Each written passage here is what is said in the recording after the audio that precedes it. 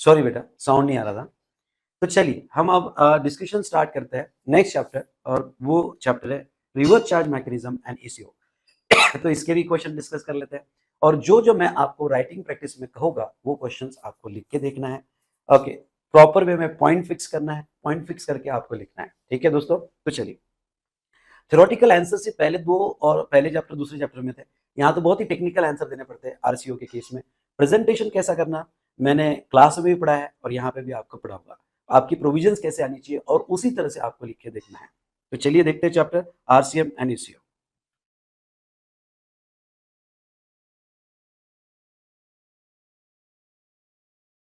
चलिए दोस्तों, इस चैप्टर में टोटल अराउंड 22 क्वेश्चंस है।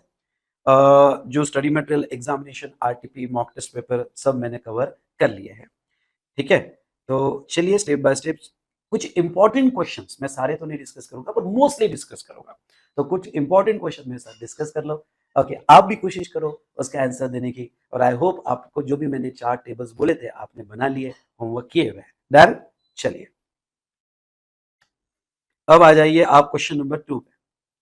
क्वेश्चन नंबर 2 पे, ओके क्वेश्चन नंबर 2 पे यहाँ पे अगर हम देखें, सिंपल क्वेश्चन उन्होंने पूछा है।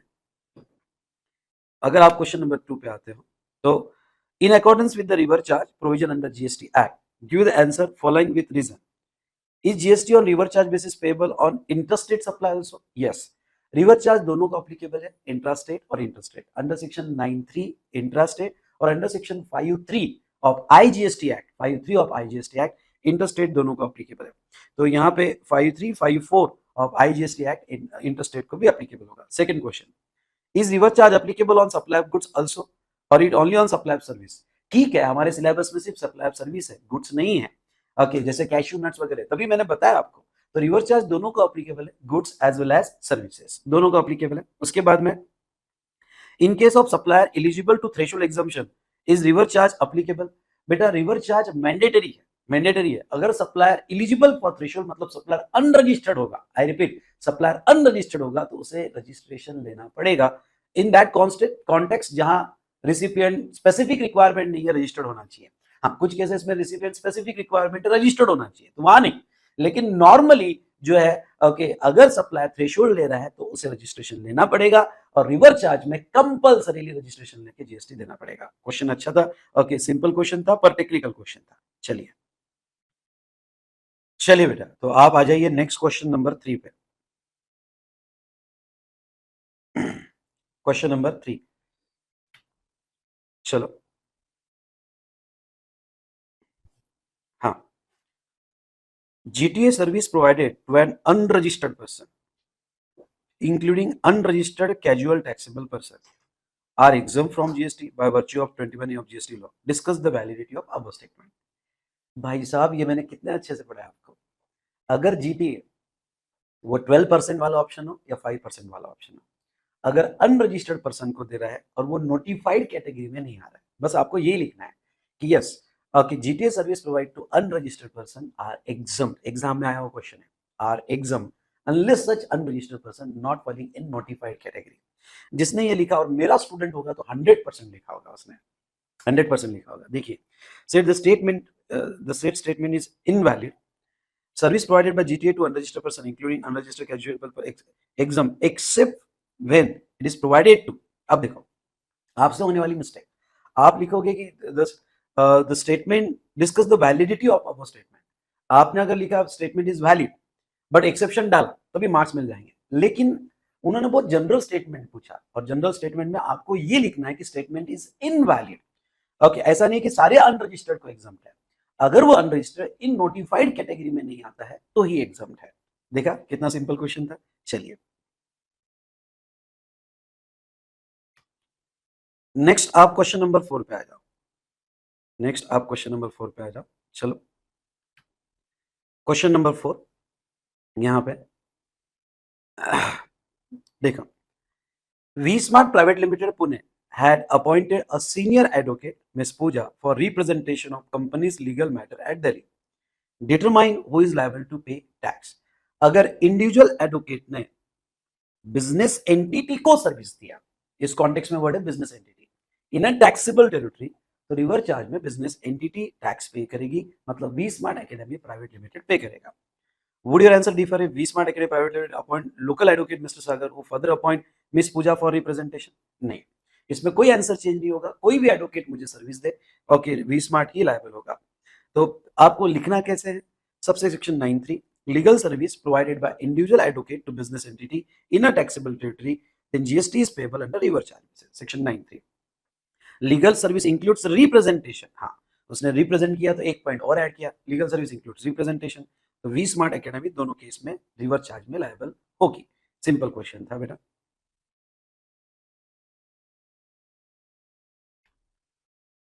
चलो नेक्स्ट क्वेश्चन पे आ जाओ।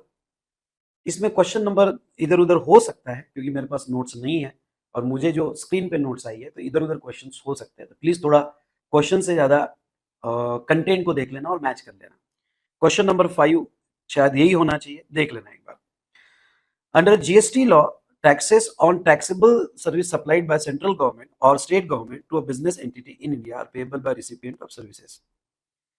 Taxable service supplied by government or state government to business entity in India payable by recipient of service. State the exception of above statement.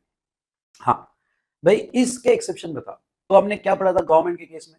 Government के केस में हमने ये पढ़ा था, ध्यान से सुनना, गवर्नमेंट के केस में हमने ये पढ़ा था यहाँ पे कि जो भी सर्विसेज बिजनेस एंटिटी को दिया गवर्नमेंट ने, तो रिवर्स चार्ज में, एक्सेप्ट चार्ट याद करो, जाओ उस चार्ट पे, जो सेकंड चार्ट में आता है, थर्ड पार्ट में आता है, पर आप सेकंड पार्ट और थर्ड पार्ट मत लिखना। एक्सेप्ट डिपार्टमेंट ऑफ पोस्ट, आपको याद होगा तो सेकंड वाला पार्ट डिपार्टमेंट ऑफ पोस्ट और इंडियन रेलवे का, वेसल एयरक्राफ्ट का, और ट्रांसपोर्ट ऑफ गुड्स और पैसेंजर का, ये एक्सेप्शन डाल दो। प्लस आप renting of immovable property to an unregistered business entity, हाँ इसको शॉर्ट में कर दो, इमूवेबल प्रॉपर्टी वाला आप शॉर्ट में लिख सकते हो, और शॉर्ट में ये लिख सकते हो कि अगर अनरजिस्टर्ड, ओके, अनरजिस्टर्ड होगा तो रिवर्स चार्ज है, और renting of immovable property unregistered को होगा तो वो एक्सेप्शन में वहां फॉरवर्ड चला जाएगा।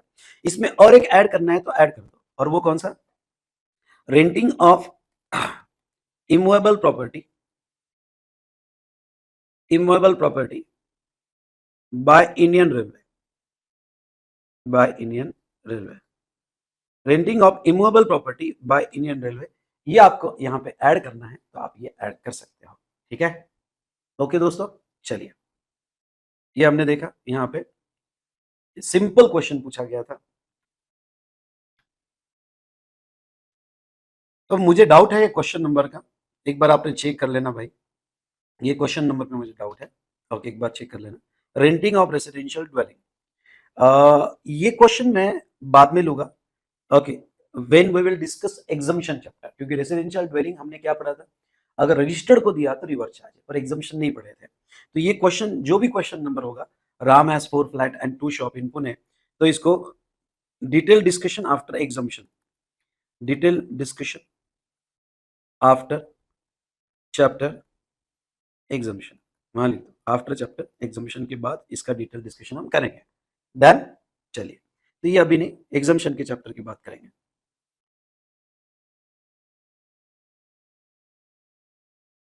नेक्स्ट क्वेश्चन पे आ जाओ, क्वेश्चन नंबर 6। मुझे क्वेश्चन नंबर पे डाउट है, एक बार फिर से कहता हूं, आपने देख लेना, कंटेंट मैच कर लेना, मेरे इसमें मुझे ऐसा लगता है थोड़ी गड़बड़ हुई है, एक बार देख लेना, ठीक है। ये सीए इंटर के आरटीपी में आया था, अच्छा क्वेश्चन है। Mister Priyam, a director of Sunmoon company private limited, Priyam director है सनमून कंपनी प्राइवेट लिमिटेड का, provided service to a company for remuneration of 1,25,000। Briefly answer whether GST is applicable in the below mention independent cases, नीचे दी गई cases completely independent है। If yes, who is liable to pay GST? अगर आपको ऐसा लगता है कि जीएसटी आता है, तो ये बताइए जीएसटी कौन देगा? Mr. Priyam is an independent director of Sunburn Company Private Limited and not an employee of the company. हाँ, अगर वो एम्प्लॉय नहीं है तो फिर वो डायरेक्टर है। And if director provide the services, okay, if director provide services to company and he is not an employ, then ऐसे सिचुएशन में रिवर्स चार्ज में company is liable to pay tax. Okay, पहले का answer तो आ गया। Second, ये लिख के देखना बेटा, इंपॉर्टेंट है, लिख कर देखना राइटिंग प्रैक्टिस में, अपने जैसे मैं आपसे प्रैक्टिस करवा रहा हूं लिखने की, तो ये लिख कर देखिएगा। Second, Mr. Priyam is an executive director, that is an employee of Sunmoon Company Private Limited. Out of total remuneration of 1,25,000, 60,000 has been declared as a salary in the books of Sunmoon Company Private Limited, and subject to TDS under section 192 of Income Tax Act. However, 65,000 has been declared separately other than salary in Salmon Company Private Limited. Okay, and subject to TDS 194J. तो आपको समझ गया होगा, आपको TDS का base लेना है जो इनकम टैक्स का है। 192 में जो टीडीएस कट हुआ तो वो इन द कोर्स ऑफ एम्प्लॉयमेंट है, उसके ऊपर जीएसटी नहीं आएगा। हाँ, जो 194J में टीडीएस कट हुआ 65,000 का, उसके वो इन द कोर्स ऑफ एम्प्लॉयमेंट नहीं है, इट्स अ सर्विस, एंड ऐसे केस में रिवर्स चार्ज में कौन टैक्स देगा? तो कंपनी टैक्स देगी। हो सकता है कि अभी जब आपको क्वेश्चन पूछा जाए, क्योंकि आरटीपी का क्वेश्चन है, एग्जाम में आने के लिए तड़प रहा है, एग्जाम में आ सकता है, तो हो सकता है कि कभी अभी क्वेश्चन में एक और एडजस्टमेंट दे दे। कौन सी एडजस्टमेंट? कि भाई director in his personal capacity, एक सर्कुलर था, in his personal capacity renting of immovable property कर रहा है, ऐसा एक एडजस्टमेंट दे दे, तो फिर आप कहोगे कि इन हिज पर्सनल कैपेसिटी, तो it's a supply but under forward charge, under forward charge. तो आपके तीन आंसर आएंगे। ओके, सैलरी सप्लाई ही नहीं है, दूसरा सप्लाई है पर रिवर्स चार्ज में, और तीसरा अगर ये सवाल पूछा जाए कि इन पर्सनल कैपेसिटी है, तो पर्सनल कैपेसिटी में आप यहाँ कमेंट डाल देना मेरा लेक्चर होने के बाद, अगर पर्सनल कैपेसिटी में होगा like renting of immovable property वगैरह, तो ऐसे सिचुएशन में it's a supply but forward charge. Okay, ये लिख देना, मैंने आदत आपको लगाई हुई है। ओके, अगर आपने मेरा रेगुलर क्लास किया होगा तो मैंने आदत लगाई है कि सबसे पहले लीगल प्रोविजन, ओके, इस पूरे प्रॉब्लम में आने वाली सारी लीगल प्रोविजन लिख लो। मतलब क्या? तो पैरा 1 शेड्यूल 3 एम्प्लॉयर एम्प्लॉय वाला क्लॉज लिख दो, लिख के जरूर देखना। उसके बाद में 9(3) में रिवर्स चार्ज आता है, डायरेक्टर अगर कंपनी को सर्विस देता है वो लिखो।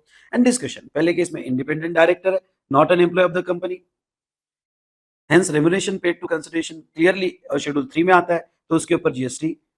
ओके,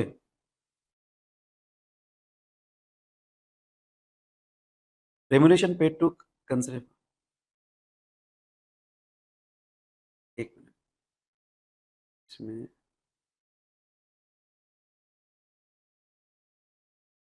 कुछ तो गड़बड़ हो गया।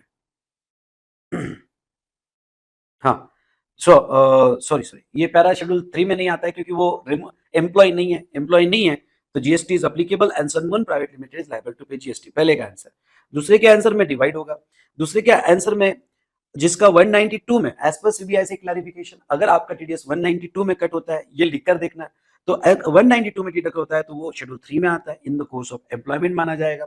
अगर आपका टीडीएस 194J में डिडक्ट होता है तो not in the course of employment माना जाएगा, शेड्यूल 3 में नहीं आएगा। शॉर्ट में भी इसको ट्राई करो करने की, शेड्यूल 3 के बजाय अगर आपको शेड्यूल 3 याद नहीं आ रहा है तो इन the course of employment, not in the course of employment, ऐसा भी बोल सकते हो।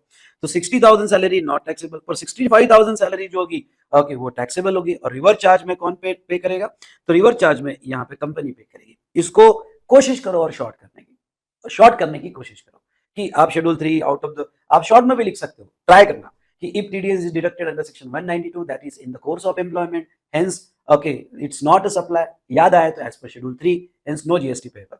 If TDS is deducted under section 194J, it is not in the course of employment as per schedule 3 and hence it's a supply and reverse charge company is liable। ऐसा भी short कर सकते हो, ट्राई करो short करने का, पर content पूरा आने का जितना प्रैक्टिस करोगे उतना आपको हेल्प होगा। तो चलिए, ये हमने देखा, एक अच्छा क्वेश्चन था।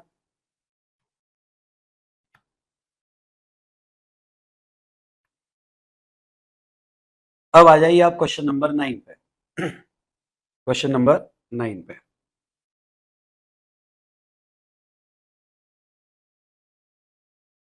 हाँ, question number 9, Mr. Vicky Franklin, an unregistered famous author, received 3 crores of consideration from Shubhavam publication। Vicky Franklin unregistered famous author था, 3 करोड़ का कंसिडरेशन मिला पब्लिकेशन वाले से, located in Indore, for supply of service by way of temporary transfer of copyrights relating to original literary work of new book. जाओ copyright service में जाओ, chart open करो, मैंने क्या लिखा के दिया था कॉपीराइट सर्विस का। देखो, आप जब ये क्वेश्चन देख रहे होगे तो आपके दिमाग में ऐसा प्रेशर नहीं होगा, डर नहीं होगा कि मुझे आएगा कि नहीं आएगा, कॉपीराइट देखते ही याद आ जाएगा। बोलो, याद आ रहा है ना? यस और नो? ये मेरी ताकत है जीएसटी पढ़ाने की, कि आपको डर नहीं लगना चाहिए, एकदम याद आना चाहिए। तो यहाँ पे he finished his work and made available the books to publisher but has not raised the invoice। उसने वर्क कंप्लीट किया और उसने कोई इनवॉइस रेज नहीं किया। Mister Vicky Franklin is of view that SBP is liable to pay tax under reverse charge on the services provided by him. Vicky Franklin ने कोई bill नहीं भेजा, उसका व्यू ये था कि भाई पब्लिशर टैक्स देगा। SBP does not concur with his view and is not ready to deposit the tax under circumstances. Publication वाला उसके व्यू से अग्री नहीं है और वो टैक्स देने के लिए रेडी नहीं है. Examine whether the view of mister Vicky Franklin is correct. क्या आपको ये बताना है कि विकी फ्रैंकिन ने जो व्यू लिया क्या वो करेक्ट है as per law. Further, if view of mister Vicky Franklin is correct, what is the recourse available with Mr. Vicky Franklin to comply with the requirement of GST law as SBP has completely refused to deposit the tax. सबसे पहले तो यहाँ पे copyright service literary original work section 93 लिखो. 93 कहता है as per section 93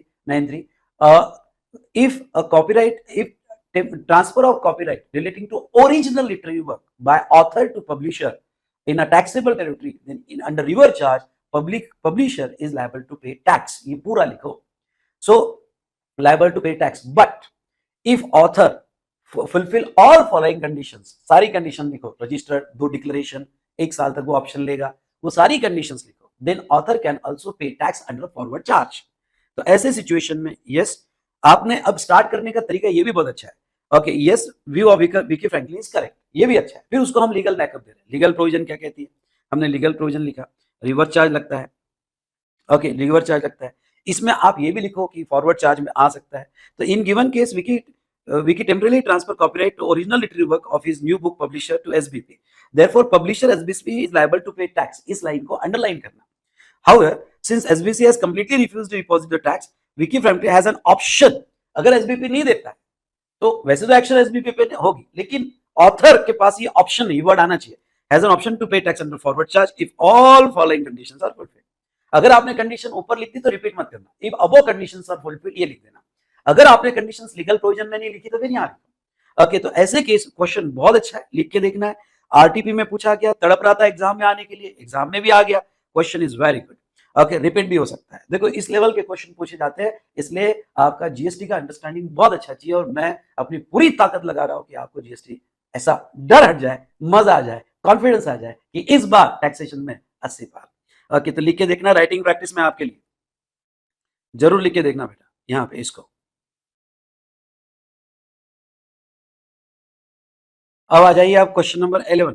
भाई साहब, क्वेश्चन नंबर जो है ना एक बार चेक कर लेना, मैं डाउटफुल हूँ, पर क्वेश्चन नंबर से ज्यादा कंटेंट को मैच कर लेना, क्योंकि मेरे नोट्स में क्वेश्चन नंबर हो सकता है गलत आए होंगे, तो एक बार देख लेना. हाँ, क्वेश्चन नंबर 11 पे आ जाओ. The professional security Pune is a firm of security agency. Important question, आपको राइटिंग प्रैक्टिस में करके देखना है. ठीक है, आपको राइटिंग प्रैक्टिस में करके देखना है. Professional security of Pune is a firm of security agency providing services by way of supply of security personnel to following category of person. Security service दे रही है. जाओ जाओ जाओ जाओ चार्ट पे जाओ, ओपन करो. Security services by way of supplying security personal. Personal, okay, जिसमें पर्सन सप्लाई किए जा रहे हैं. अब वहां हमने क्या देखा था सिक्योरिटी सर्विसेज से रिलेटेड. अगर ये सिक्योरिटी सर्विसेज क्या क्या क्या देखा था बेटा, पढ़ो वहां पे. Okay, security services by way of person होगा. ओके, और supplier yes any person other than body corporate होगा. और लेने वाला यस लेने वाला रजिस्टर्ड पर्सन होगा. तो यहाँ याद करना है आपको, तो रिवर चार्ज होगा. तो ऐसे केस में यहाँ पे सप्लाई किया XYZ private limited, a company registered under GST, valuing ₹10 lakh. अब नीचे पहले पढ़ लेता है. Determine taxable value as well as tax liability of professional security Pune. आपको टैक्स लायबिलिटी प्रोफेशनल सिक्योरिटी की निकालनी है. ठीक है, तो पहले केस में अगर देखा जाए तो रिवर चार्ज आएगा. रिवर चार्ज आ जाएगा तो किसकी लायबिलिटी टैक्स देने की, XYZ प्राइवेट लिमिटेड की. अगर वो XYZ प्राइवेट लिमिटेड की लायबिलिटी है तो ये प्रोफेशनल सिक्योरिटी के लायबिलिटी में नहीं आएगा, वो XYZ में जाएगा. तो आपका पहले का आंसर आएगा XYZ का रिवर चार्ज है. रिवर चार्ज है इसलिए प्रोफेशनल सिक्योरिटी की जब टैक्सेबल वैल्यू निकालोगे तो प्रोफेशनल सिक्योरिटी की टैक्सेबल वैल्यू में नहीं लाएगा. क्यों? क्योंकि इसका टैक्स सप्लायर नहीं देगा, इसका टैक्स रिसिपिएंट देगा, जिसका प्रॉपर नोट देना कि अगर आपने okay any person other than body corporate और रजिस्टर्ड पर्सन को दिया तो रिवर चार्ज है. Hence it is not covered in the taxable value of professional security. दूसरा उसने सर्विस दिया Sindh cooperative society Mumbai which is unregistered. अब देखो, रजिस्टर्ड को दिया तो रिवर्स चार्ज सर, अगर अनरजिस्टर्ड दिया तो फॉरवर्ड चार्ज. फॉरवर्ड चार्ज मतलब कौन टैक्स देगा, प्रोफेशनल सिक्योरिटी. तो ये केस में फॉरवर्ड चार्ज लगेगा, प्रोफेशनल सिक्योरिटी टैक्स देगा, जिसका ओके आप कॉमन नोट भी दे सकते हो, दोनों का मिला के एक ही नोट दे सकते हो. ये लिखकर जरूर देखना, एग्जाम में आने के पूरे chances. Third, mister Altaf from Gujarat, registered under section 10 of CGST Act 2017 value of ₹2 lakh. Okay, Altaf from Gujarat है, अंडर सेक्शन 10 होगा, जाओ वो टेक्स्ट पढ़ो, मैंने दिया हुआ है सिक्योरिटी सर्विस में। अगर अगर आपने ऐसे रजिस्टर्ड पर्सन को दी जो सेक्शन 10 में कंपोजिशन लेवी में आता है, लिखा है वहां पे, पढ़ो, तो रिवर्स चार्ज नहीं फॉरवर्ड चार्ज अप्लाई होता है। तो ऐसे केस में फॉरवर्ड चार्ज पढ़ो, ओपन बुक ओपन करके पढ़ो कि सेक्शन 10 कंपोजिशन लेवी वाले को दिया तो फॉरवर्ड चार्ज लगता है। ओके, तो वो एक्सेप्शन था, और एक गवर्नमेंट वाला एक एक्सेप्शन था, गवर्नमेंट को दिया तो भी फॉरवर्ड चार्ज लगता है। दो एक्सेप्शन थे रजिस्टर्ड के, तो वहां फॉरवर्ड चार्ज लगेगा, प्रोफेशनल सिक्योरिटी टैक्स देगा। और next, service provided to star industry limited USA valuing being 7 lakh. Service, okay, आपने registered person in taxable territory दिया तो रिवर्स, नहीं तो फॉरवर्ड चार्ज। तो ये केस में फॉरवर्ड चार्ज लगेगा, यहाँ पे टैक्सेबल वैल्यू प्रोफेशनल सिक्योरिटी में आएगा। लेकिन फोर्थ केस में आप नोट, आपको देना है तो एक नोट दे सकते हो कि it may fall under zero rate supply as a export service and supplier can claim a zero rate benefit. आपको देना लिखना है तो लिख सकते हो, अदरवाइज यहाँ पे जो है, ओके, मैंने टैक्सेबल वैल्यू निकाली, ओके, टैक्सेबल वैल्यू निकाली। अब वो क्या कहते हैं, आपको taxable value as well as tax liability निकालना है, टैक्स लायबिलिटी निकालना है। तो अब ऐसे केस में आपको, अगर आप केयरफुली रीड करोगे तो XYZ company registered under CGST act,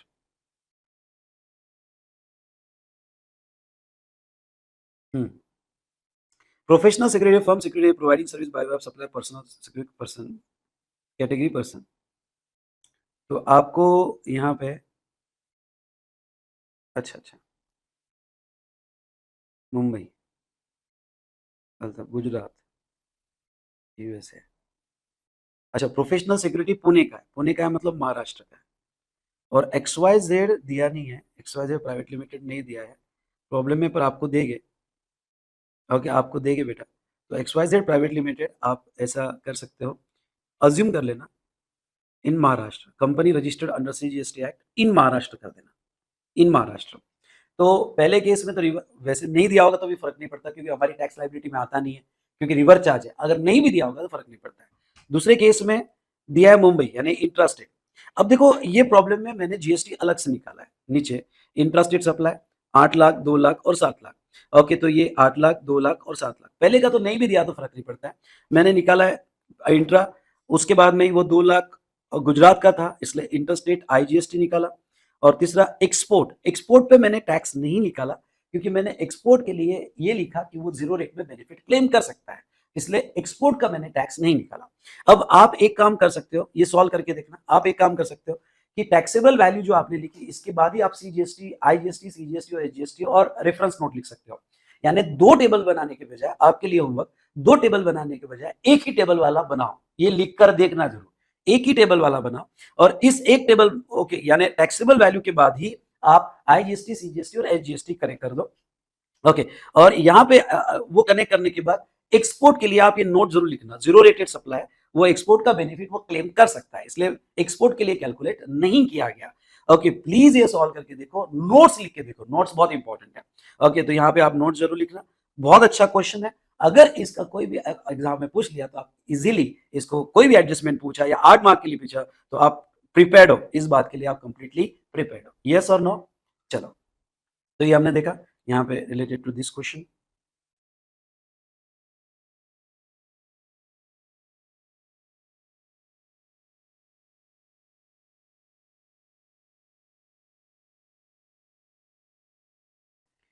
चलिए बेटा, नेक्स्ट क्वेश्चन देखते हैं, और नेक्स्ट क्वेश्चन, क्वेश्चन नंबर 13 पे आ जाओ। Next question, question number 13, sorry 12 पे आ जाओ। क्वेश्चन नंबर एक बार चेक कर लेना आपके इसमें बराबर है या नहीं है, ठीक है, कंटेंट के बेस पे चेक कर लेना। यहां पे अब आ जाओ, यहां decide which person is liable to pay GST in following independent cases where recipient is located in the taxable territory. Ignore the aggregate turnover and exemption available. Mr. Raghu provided sponsorship service to We Win Cricket Academy and LLP. पहले तो sponsorship services है, sponsorship services में जाओ, बहुत ही simple question. अगर sponsorship service में आप जाते हो तो supplier of service any person, देखो वहां पे supplier of service any person, but लेने वाला बॉडी कॉर्पोरेट या partnership firm, partnership firm includes LLP, partnership firm includes LLP. तो ऐसे सिचुएशन में यहाँ पे पार्टनरशिप फर्म एलएलपी इंक्लूड होगा तो रिवर्स चार्ज लगेगा, तो लीगल प्रोविजन लिखो, और यहाँ पे रिवर्स चार्ज में V Win Cricket Academy tax pay करेगी। तो बॉडी कॉर्पोरेट या पार्टनरशिप फर्म को दिया बाय एनी पर्सन, तो आरसीएम अप्लीकेबल है, और यहाँ पे आरसीएम में V Win Cricket Academy reverse charge में टैक्स पे करेगी। सिंपल क्वेश्चन था। Next, Safe Trans a good transport agency transported goods of Kapil and company a partnership firm which is not registered under GST. जब तक आपको problem में 12% का option ना दिया जाए, आपको डिफॉल्ट अजम्पशन रिवर्स चार्ज ही लेना है। ज्यादा यहाँ स्मार्ट बनना नहीं है, don't be over smart, be V smart. मतलब इन्होंने यहाँ पे अगर 12% वाला ऑप्शन नहीं दिया तो डिफॉल्ट रिवर्स चार्ज लेना है। तो आपको आ जाओ जीटीए के चार्ट पे आओ, चलो चलो जीटीए पे चार्ट पे आ जाओ। अगर आप जीटीए के चार्ट पे आते हो तो वहां पे रिवर्स चार्ज में कोई भी रजिस्टर्ड पर्सन को दिया तो रिवर्स चार्ज है, अगर अनरजिस्टर्ड को दिया और अनरजिस्टर्ड नोटिफाइड कैटेगरी में आ रहे हैं तो रिवर्स चार्ज है। यहाँ पे अनरजिस्टर्ड फर्म पार्टनरशिप फर्म है, ये नोटिफाइड कैटेगरी में आती है, तो ये केस में रिवर्स चार्ज अप्लाई किया जाएगा। और यहाँ पे 9(3) मैं पहले बताऊंगा कि जीटीए सर्विस 9(3) और GTA service by transportation of goods by road to partnership firm, वो रजिस्टर्ड हो या अनरजिस्टर्ड हो, अगर अनरजिस्टर्ड पार्टनरशिप फर्म को भी दिया तो वो नोटिफाइड फर्म है, रिवर्स चार्ज लगेगा। ओके, तो ऐसे केस में यहाँ पे reverse charge applicable to partnership firm, और पार्टनरशिप फर्म को कंपलसरी रजिस्ट्रेशन लेना पड़ेगा सेक्शन 24 में। एजम्पशन भी दे दिया, एजम्पशन मैंने ये दे दिया कि जीटीए जो है वो फॉरवर्ड चार्ज ऑप्ट नहीं कर रहा है, क्योंकि डिफॉल्ट एजम्पशन मुझे रिवर्स चार्ज लेना है। सिंपल क्वेश्चन था, एग्जाम में पूछा गया, सजेस्ट स्टडी मैट में भी है। ओके, और 2 बार एग्जाम में पूछा गया। ऐसे क्वेश्चन आएंगे तो मार्क्स मत छोड़ना। हम बहुत बहुत एडवांस लेवल पर डिस्कस किया हमने ये चैप्टर। ओके, बहुत अच्छे से कॉन्फिडेंटली डिस्कस किए। अब आपको ये लल्लू क्वेश्चन लगेंगे, कॉन्फिडेंस के साथ आप सॉल्व कर पाओगे। चलिए भाई, ओके, हमने ये देखा। अब आ जाओ आप क्वेश्चन नंबर 13 पे। क्वेश्चन नंबर 13 पे, ठीक है।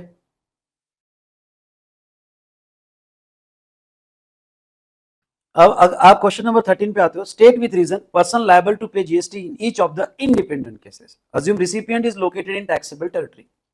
Rental income received by Tamil Nadu state government from renting of immovable property to Manappa private limited. Problem को ध्यान से अगर देखोगे तो तमिलनाडु स्टेट गवर्नमेंट को पैसा मिला, जिसको पैसा मिला वो सप्लायर होता है भाई। ओके, मतलब पैसा मिला किस बात का? Renting of immovable property. तो थोड़ा क्लियरली देखो, यहां पे गवर्नमेंट ने रेंटिंग ऑफ इमूवेबल प्रॉपर्टी की है, उसके बाद में किसको किया है? प्राइवेट लिमिटेड को। Turnover of the company was 22 lakh in preceding financial year. Manappa private limited का टर्नओवर पिछले साल 22 लाख था। मतलब अज्यूम, इसके बेस पर हम एक एजम्पशन लेंगे कि he is a registered person, because threshold के ऊपर टर्नओवर है, वो assume that he is a registered person. तो ऐसे सिचुएशन में ओके, यहां पे ध्यान से सुनिएगा।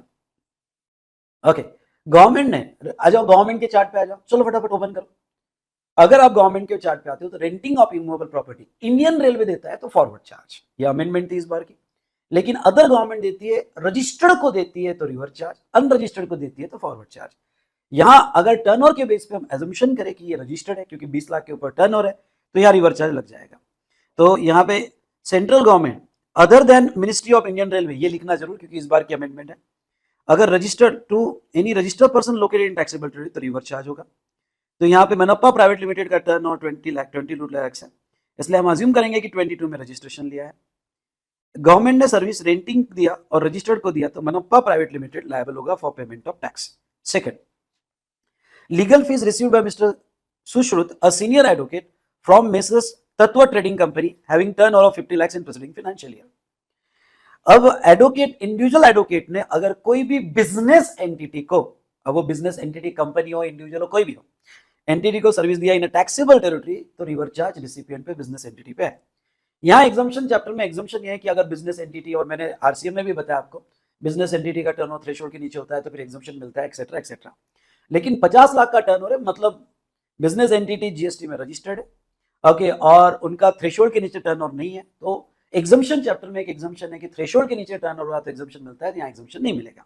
सिंपल वे में रिवर्स चार्ज आएगा। तो ऐसे केस में ओके 9(3) का reference, legal service to business entity, तो Tattva trading company liable to pay tax. ऐसे सिंपल क्वेश्चन अगर एग्जाम में आए तो मार्क्स मत छोड़ना, मैंने बहुत एडवांस लेवल पे चैप्टर आपको पढ़ाया हुआ है। चलिए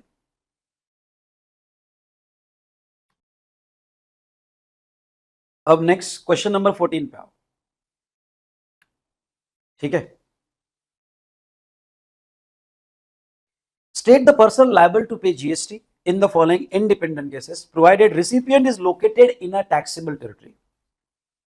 Service supplied by a recovery agent to a car dealer.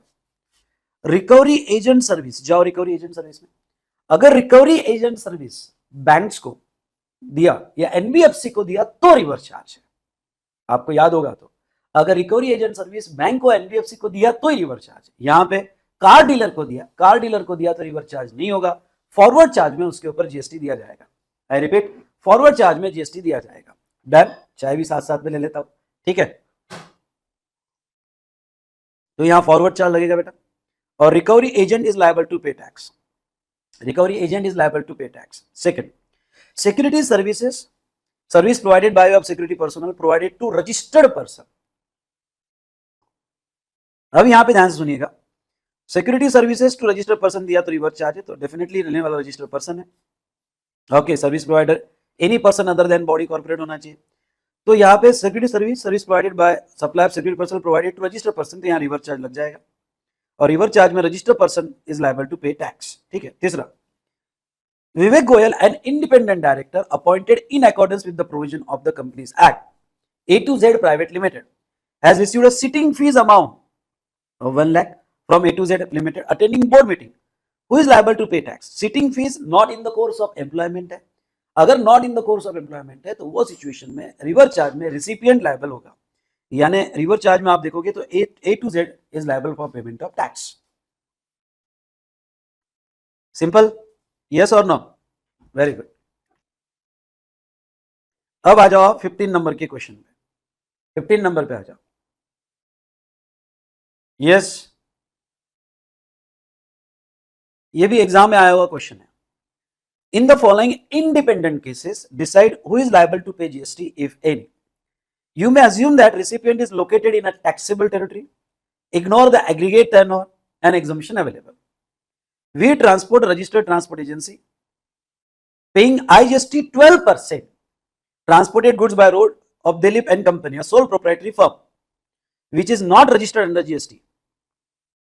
ध्यान से सुनिएगा, अगर 12%, ये बहुत ही टेक्निकल क्वेश्चन है, जैसे आप 12% देखोगे जीटीए सर्विस देखोगे फॉरवर्ड चार्ज बोल दोगे, रुक जाओ, जाओ चार्ट में, चार्ट में अगर जीटीए 12% वाला ऑप्शन ले रहा है,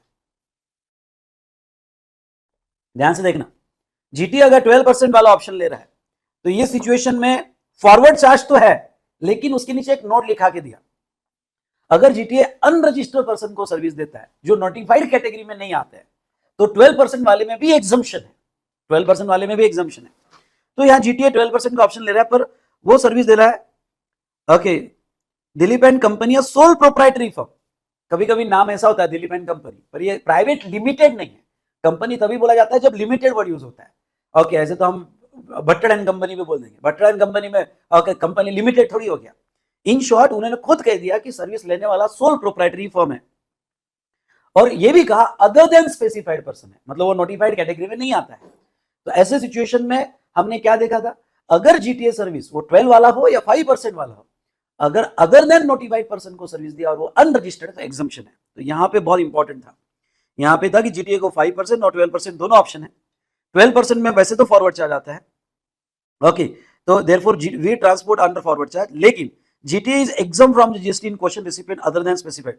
आपको ये लिखना पड़ेगा कि वैसे तो फॉरवर्ड चार्ज आता है, लेकिन ये अनरजिस्टर्ड जो नोटिफाइड कैटेगरी में नहीं आता है, तो 12% वाले ऑप्शन में भी इसको एग्जम्पशन मिलता है। लेकिन क्वेश्चन में ये कहा उन्होंने, okay, ignore aggregate turnover exemption. जब क्वेश्चन में कहा कि इग्नोर एग्रीगेट टर्नओवर एग्जम्पशन, तो ऐसे केस में फिर हम इतना ही लिखेंगे कि फॉरवर्ड चार्ज है, फॉरवर्ड चार्ज है, पर नोट डाल देना even though forward charge but this service is exempted. आपने बोला इग्नोर करो इसलिए हम इग्नोर कर रहे हैं, अदरवाइज फॉरवर्ड चार्ज आता है 12% में, पर ये सर्विस एग्जम्प्टेड है। Next, mister Kamal Jain unregistered famous author received 20 lakhs for consideration from PQR Publication Limited for supply of service by way of temporary transfer of copyrights covered under 13(1) of copyright relating to original literary work, new book। Copyright service है, literary work है, default assumption reverse charge है, and publication limited is liable for payment of tax. आपको ये लिखना पड़ेगा, लेकिन but author has an option, ये word आना चाहिए, author an option to pay under forward charge if all conditions are satisfied, और वो सारी कंडीशन लिख देना। ओके, तो वो कंडीशन लिख देना, तो फॉरवर्ड चार्ज का ऑप्शन हो सकता है। तो in given case author unregistered है, option to pay under forward charge is not available, PQR limited इस पे करेगा। ओके, तो ऑथर अनरजिस्टर्ड है, खुद ही कहा है, इसलिए यहाँ पे पब्लिकेशन ही पे करेगा, पर ऑथर अगर रजिस्ट्रेशन लेना चाहे और सारी कंडीशन फुलफिल करना चाहे तो ऑथर भी टैक्स पे कर सकता है। ओके, तो ये हमने क्वेश्चन देखा, ये भी अच्छा क्वेश्चन है, लिख के देखना। 16 नंबर के क्वेश्चन पे आ जाओ आप आरसीएम में। State the person liable to pay GST in following independent cases provided recipient is located in a taxable territory. Service provided to arbitral tribunal by arbitral business entity. Arbitral tribunal अगर business entity in a taxable territory service देता है तो reverse charge लगता है, तो ऐसे case में recipient under reverse charge is liable to pay tax. Sponsorship service provided by a company to an individual. Sponsorship service अगर आप ओपन करोगे, यहाँ हर कॉन्टेक्स्ट में आपको रिवर्स चार्ज याद रखना पड़ेगा। स्पॉन्सरशिप सर्विस अगर आप ओपन करते हो तो सप्लायर एनी पर्सन, सुनिएगा, सप्लायर एनी पर्सन और रिसिपिएंट अगर बॉडी कॉर्पोरेट और पार्टनरशिप फर्म होगा तो रिवर्स चार्ज। यहाँ पे रिसिपिएंट इंडिविजुअल है, रिसिपिएंट इंडिविजुअल है तो रिवर्स चार्ज नहीं आएगा, फॉरवर्ड चार्ज में ही टैक्स दिया जाएगा। फॉरवर्ड चार्ज में आप आंसर देखोगे तो उसमें ही टैक्स दिया जाएगा। चलिए, ये भी हमने देखा।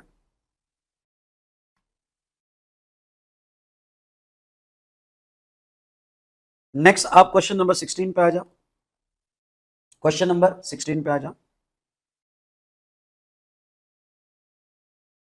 ये आरटीपी में क्वेश्चन पूछा है, देखो। State the person liable to pay GST in following independent services. Siddhi builders registered in Haryana rented out 20 residential unit owned by it in Sanskriti Society to Rudra Technologies, an IT-based firm registered in the state of Haryana, for the accommodation of his employee. अब builder तो एकदम उधर में चल जाना, renting of residential dwelling for accommodation दिया है, रहने के लिए घर दिया हुआ है। तो इंडिया में किसी ने भी रेंटिंग किया for residential dwelling to registered person तो रिवर्स चार्ज अप्लाई होगा। रुद्रा टेक्नोलॉजी ये रजिस्टर्ड पर्सन है, अगर रुद्रा टेक्नोलॉजी रजिस्टर्ड पर्सन है तो रिवर्स चार्ज में रुद्रा टेक्नोलॉजी यहाँ पे टैक्स देगी। बाकी एग्जम्पशन वगैरह में आगे आपको पढ़ा होगा, पर जहां तक है ओके, ये रजिस्टर्ड पर्सन को दिया गया तो एग्जम्पशन इज नॉट अवेलेबल, और वहां पे सेक्शन 93 लग जाएगा। थोड़ा एग्जम्पशन वाला पार्ट हम एग्जम्पशन चैप्टर में देखेंगे, क्योंकि अनरजिस्टर्ड को दिया तो एग्जम्प्ट है, रजिस्टर्ड को दिया तो रिवर्स चार्ज अप्लीकेबल होता है। तो ऐसे केस में Rudra technology limited is liable to pay tax. ये आरटीपी में एग्जाम में आ सकता है। Messrs. Purohit Consultant, a partnership firm registered in Delhi as a regular taxpayer, paid a sponsorship fee 70,000 at seminar organized by private NGO, a partnership firm in Delhi. सबसे पहले तो यहाँ आइडेंटिफाई करो हु इज सप्लायर। जिसने supplier कौन, जिसको पैसा मिला। तो यहाँ पे पुरोहित कंसल्टेंट को पैसा नहीं मिला, पुरोहित कंसल्टेंट ने तो पैसा दिया। ओके, किसको दिया? एनजीओ को दिया, पार्टनरशिप फर्म को दिया। तो who is the supplier of sponsorship service? Supplier of sponsorship service is NGO, partnership firm. तो स्पॉन्सरशिप सर्विस हमने क्या देखा था? सप्लायर एनी पर्सन, रिसिपिएंट अगर बॉडी कॉर्पोरेट और फर्म होगा तो वो केस में रिवर्स चार्ज होगा। तो सप्लायर एनजीओ हो, कोई भी हो, रिसिपिएंट यहाँ पे पुरोहित कंसल्टेंट है जिसने स्पॉन्सर्ड अमाउंट पे किया, तो ऐसे केस में पुरोहित कंसल्टेंट जो है, जो पैसा दे रहा है, जो रिसिपिएंट है स्पॉन्सरशिप सर्विस का, वो पार्टनरशिप फर्म है इन अ टैक्सेबल टेरिटरी, तो रिवर्स चार्ज में ओके पुरोहित कंसल्टेंट टैक्स देगा, रिवर्स चार्ज में पुरोहित कंसल्टेंट टैक्स देगा। चलिए, ये भी क्वेश्चन हमने देख लिया।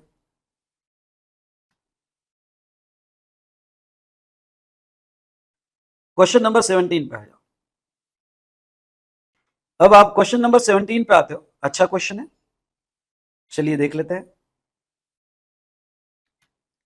From following information determine person liable to pay GST given that both supplier and recipient are located in India. Mr. Atul is an agent of life insurance company. Insurance company pays commission excluding tax 6 lakhs to him. Mr. Atul claimed that no GST leviable on the service provided by him as his value of taxable service does not exceed 20 lakhs. Question को समझो। Atul life insurance company को service दे रहा था और life insurance company को से commission ले रहा था। Who is the supplier of service? Atul, an insurance agent.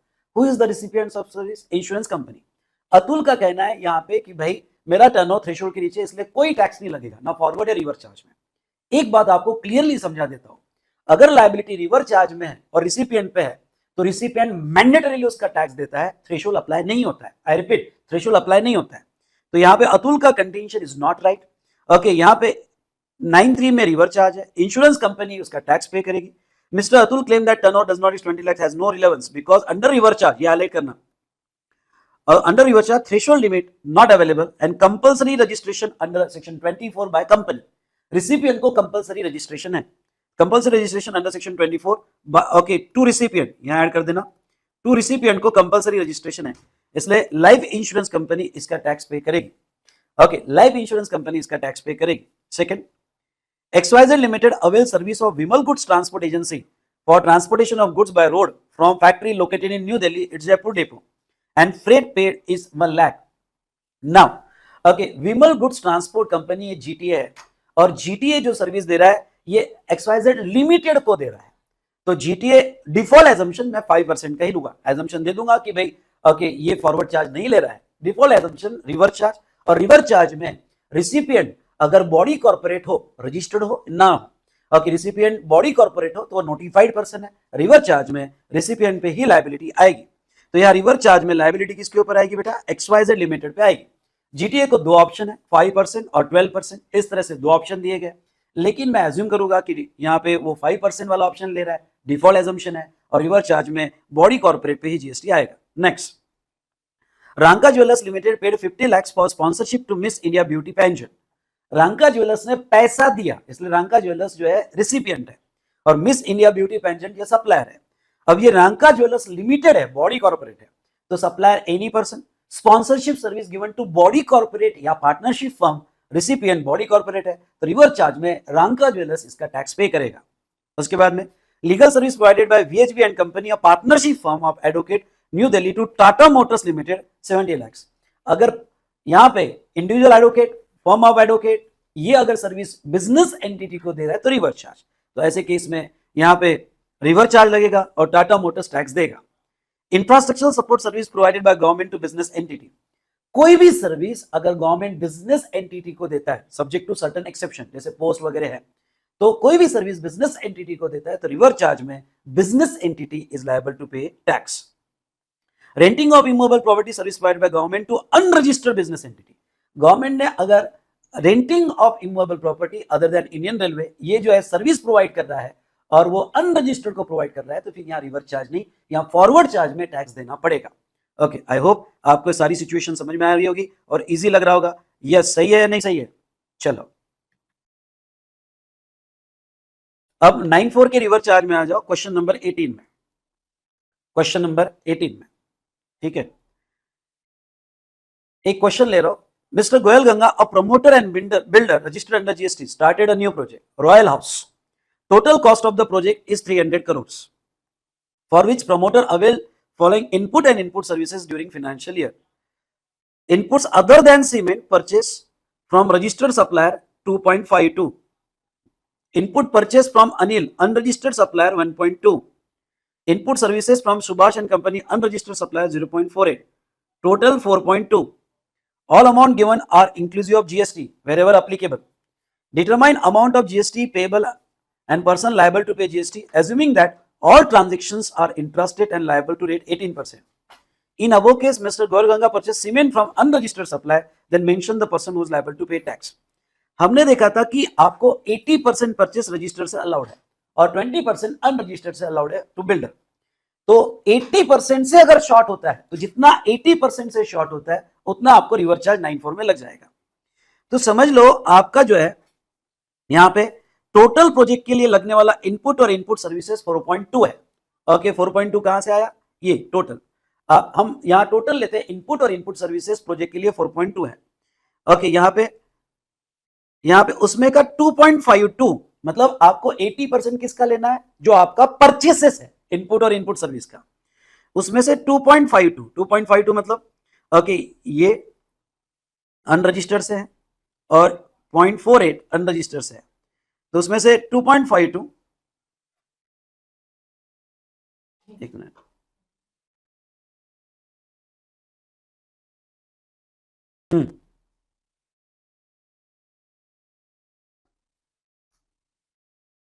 Sorry 2.52 आपका रजिस्टर से है, आपका 2.52 रजिस्टर से है। तो अगर हम कैलकुलेशन करें, केयरफुली पढ़ना, अगर हम कैलकुलेशन करें तो 4.2 में से 2.52 रजिस्टर्स है, यानी आपका मिनिमम 80% परचेस। ओके, 80% परचेस आपका 4.2 का 80% कितना होता है? वो 80% आपका होता है 336, यानी आपकी मिनिमम परचेस 80% परचेस रजिस्टर से होनी चाहिए। तो 4.2 का 80% यानी अगर हम ले तो वो होता है 3,36,000, लेकिन आपकी रजिस्टर से कितनी परचेस है? 2.52 परचेस है, मतलब शॉर्टफॉल आपका 84,000 का आ रहा है, और ये 84,000 पे रिवर चार्ज में आपको टैक्स देना पड़ेगा। और सीमेंट होगा तो सीमेंट का पूरा आपको रिवर चार्ज में टैक्स देना पड़ेगा, सीमेंट का आपको पूरा रिवर चार्ज में टैक्स देना पड़ेगा। चलिए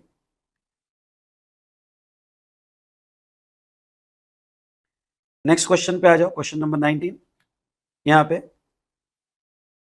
हाँ, uh hotel owner provided accommodation in Haryana through an electronic commerce operator Cleartrip. यहां पे एक होटल ओनर था जो अकोमोडेशन सर्विस प्रोवाइड कर रहा है through ECO. Hotel owner is not liable to get registered as per provision of section 22(1) of CGST act. Who is the person to pay GST in this case? Would your answer be different if the electronic commerce operator Cooltrip does not have physical presence in India? Okay, ध्यान से सुनिएगा, यहां पे एक concept आपको समझाऊंगा। अगर यहां होटल ओनर के थ्रू सर्विस दिया जो नॉट लायबल टू रजिस्टर्ड है, तो ये 9(5) में नोटिफाइड सर्विस है, और होटल वाला नॉट लायबल टू रजिस्टर्ड है, वो जाओ उसको यहां पे चार्ट में।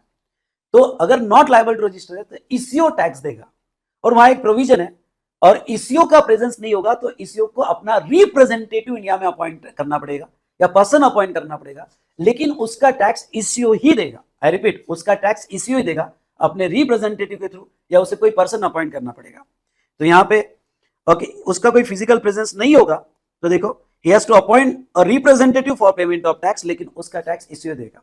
होता है जैसे बहुत से एयरबीएनबी जो है उसका फिजिकल प्रेजेंस इंडिया में नहीं है, तो उनको कोई पर्सन इंडिया में अपॉइंट करना पड़ेगा for the payment of tax. ये हमने देखा। नेक्स्ट क्वेश्चन नंबर 20 पे आ जाओ।